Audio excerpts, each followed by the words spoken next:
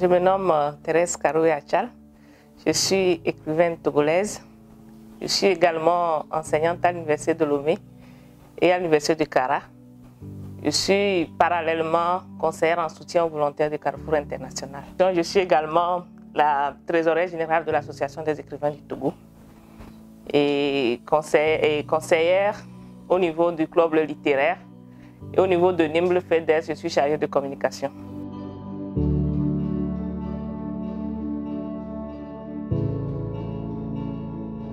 Mon arrivée vers l'écriture a commencé depuis le collège où j'écrivais de petits textes. Après, j'ai continué au lycée où je participais au concours littéraire. Ensuite, quand j'ai commencé l'université, je me suis demandé s'il faut continuer parce que j'avais beaucoup de choses à faire. Mais en même temps, à certains moments d'égarement où j'avais un petit temps, je me mettais à écrire. Et j'ai effectivement terminé mon premier livre en 2018 et c'est ça que j'ai publié également.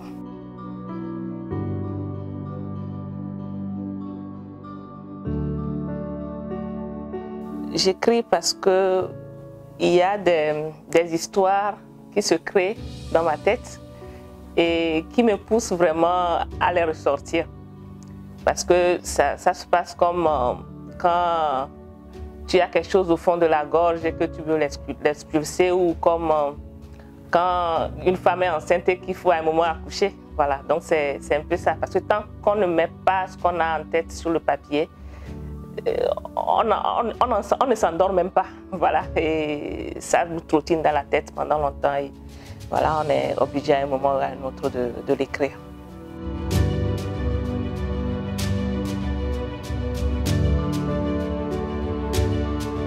Je ne saurais l'expliquer parce que je me dis, au-delà des balbutiements que nous avons eus en étant écrivain, parce que quand tu commences, tu te poses des questions sur le domaine dans lequel tu entres. Tu ne sais pas, c'est avec des hésitations et tout. Mais ce que je pourrais dire, c'est que le prix m'a permis quand même de me dire qu'il y a des gens quelque part qui apprécient ce que je fais. En même temps, ça me donne le pouvoir, la force de pouvoir continuer. Et en même temps aussi, c'est un défi. C'est un défi parce que si des gens mettent leur confiance en toi, il ne faut pas les décevoir. Et donc, on te demande de faire plus d'efforts et de produire mieux. Donc, c'est mon sentiment par rapport au prix. Sinon, comment je peux l'expliquer, je ne sais pas. Bien sûr, l'amour, ça peut naître à tout moment, à tout âge et dans toutes les circonstances possibles. Aujourd'hui, on peut dire, quand les gens disent que l'amour n'existe pas et que les gens aiment plus le matériel et tout est conditionné. C'est vrai qu'on vit dans une société où les normes sont fixées par des hommes et respectées par des hommes. Mais si on se met dans la peau d'une personne qui ne regarde pas au-delà de ce qu'elle est, je pense qu'on peut aimer vraiment sans condition. Et dans l'amour aussi peuvent naître toutes les aspirations que les gens ont. Parce qu'avec l'amour, on peut construire beaucoup de choses.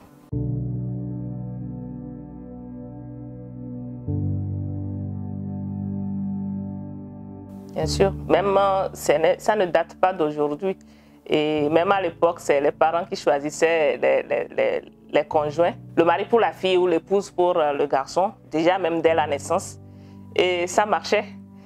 Je peux dire que cette pression existe jusqu'à présent parce que souvent on requiert l'apport des parents, le consentement des parents lorsqu'on choisit un conjoint avec qui on veut passer sa vie. Et c'est important. Il y a des couples qui se font et qui se défont parce que les parents ont dit oui ou non. Donc voilà, il y a cette pression qui existe toujours. Oui, et je peux dire qu'actuellement nous sommes dans la saison des amours, c'est le printemps.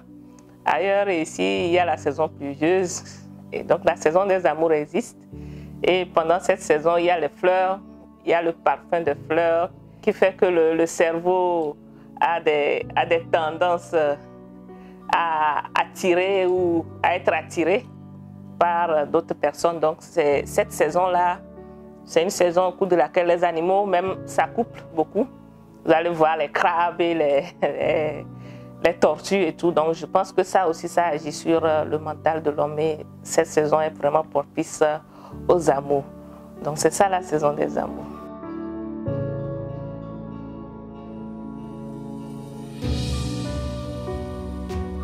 Parfois, c'est, comme on le dit si bien, l'habit ne fait pas le moine. Mais dans nos sociétés, nous avons tendance à rejeter ces personnes-là qui ne nous ressemblent pas.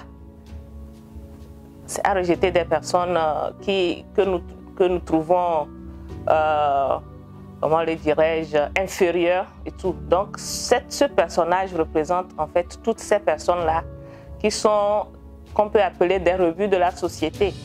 Donc, juste pour dire qu'on peut les aimer aussi, comme tout le monde, et c'est en les approchant même qu'on saura vraiment ce qui se cache derrière, parce que chaque être a quelque chose d'intéressant à donner. Donc c'est un peu ça que je voulais véhiculer à travers ce personnage-là. Tout ce que je raconte, ça vient de mon observation de la société, de la manière dont j'aimerais que la société parfois se construise, ou que j'aimerais que la société se comporte envers certaines personnes. Donc je décris en fait ce que j'aimerais que les choses soient. Mais en même temps, je décris aussi ce qu'elles sont réellement. Donc c'est mon observation de la société qui m'a forgé en fait dans ma manière d'écrire, dans mes lectures, dans ma vie en société, des gens que je rencontre, des événements auxquels je participe. Tous ces éléments-là ont forgé ce que j'écris.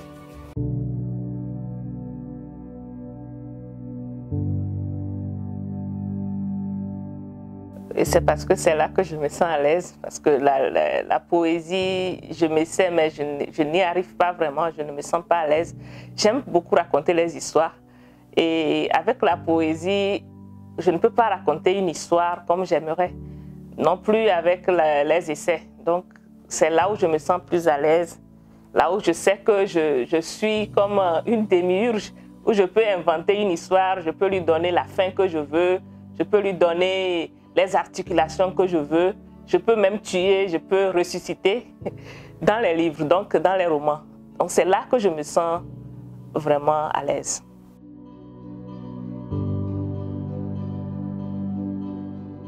Bien sûr, parce que à plusieurs occasions, au-delà de cette histoire, à plusieurs occasions, j'ai appris même qu'il y a des gens qui étaient malades, qui avaient des animaux de compagnie, et à un moment, l'animal de compagnie est décédé, meurt, et puis la personne se relève. Donc, je peux dire qu'à travers même déjà cet exemple, on comprend que les animaux, eux, ils ressentent nos douleurs, ils nous comprennent, et parfois, ils ont un troisième sens, comme tu l'as dit, qui va au-delà de ce que nous voyons. Parfois, nous sommes là, le chien aboie, nous ne voyons rien, mais lui, il voit quelque chose et il aboie. Donc, ça veut dire qu'il y a des choses qui vont au-delà de ce que nous pouvons comprendre et nous pouvons voir, que les animaux, eux, ils voient et comprennent. Donc, c'est par rapport à cela que j'ai donné cet exemple-là de chien qui aboie quand il a vu qu'une situation désagréable devait se produire. Voilà, donc c'est un peu ça.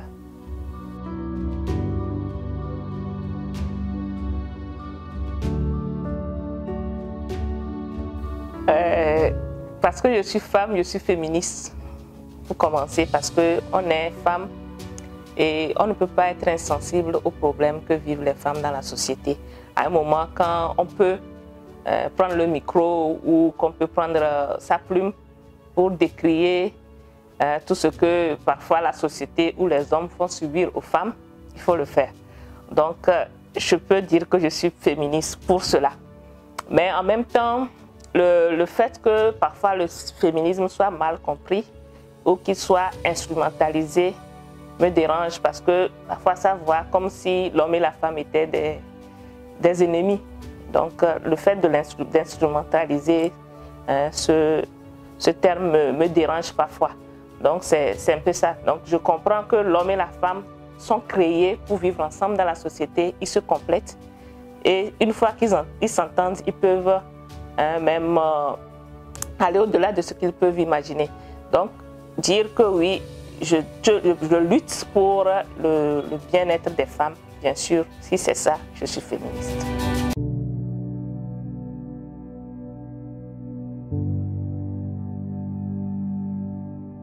La famille symbolise tout. Parce que c'est là le commencement, c'est là la fin.